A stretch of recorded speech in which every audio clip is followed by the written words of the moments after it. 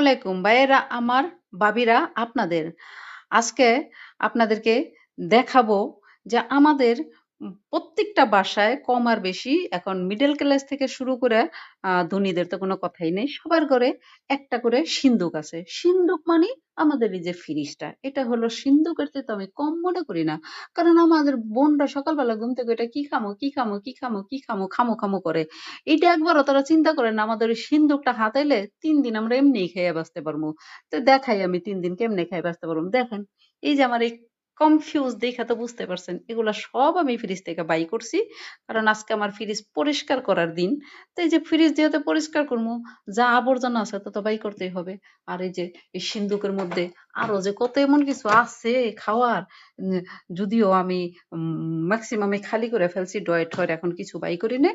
তো যাই হোক, আমরা যদি আমাদের এই সিন্দুক সিন্দুক হাতাই, হাতাইলে